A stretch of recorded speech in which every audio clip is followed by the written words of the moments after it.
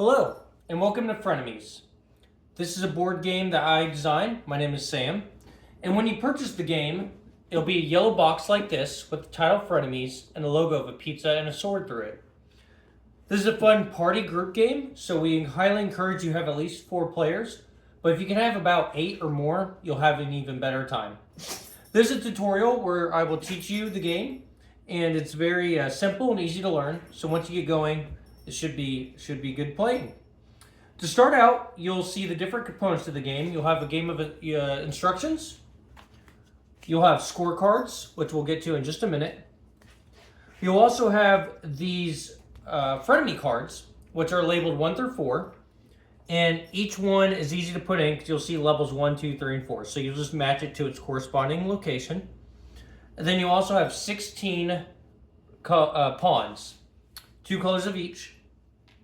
And so the way the game starts is you have everybody share their birthdays, and whoever has the closest birthday will essentially be the first seed, go first. The next birthday coming up. And you'll have each player pick the color pawn they want to be. So let's say the player who's the blue pawn has the next closest birthday. They'll go in the top corner, and then the person to their right will put it below theirs, and so forth until you fill it up. The way this game is designed, it is a bracket. It looks like a 16-team bracket, and that'll make more sense as we get into it. So what you do is you'll have the first 2 players will go one-on-one matchup. So you'll have someone else at the table keep track of the score in the score sheet. You'll have someone else at the table read the frenemy card. So each question is a top 10 question. 10 most sold chocolate candy in America. 10 most sold sodas in America. 10 most populated U.S. states. So forth. So for this example, we'll do one that's not in the game. First 10 U.S. presidents. So let's say the blue pawn person goes first, and they say George Washington. They would receive 10 points because George Washington is the first U.S. president. And then the yellow will get a chance to respond. Let's say they say Thomas Jefferson. They would get 8 points because Thomas Jefferson was the 3rd U.S. president. And then let's say the blue player, their next one, they say Joe Biden. They would get 0 points that round because Joe Biden was not one of the first 10 U.S. presidents. So each player goes back and forth until they have done 5 tries. You'll notice in the score sheet, it's pretty simple to follow.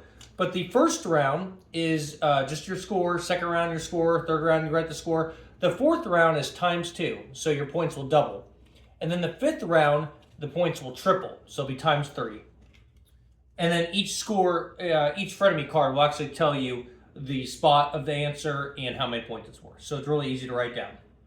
So you will add up the score at the end, and the player that wins will move on to the next round.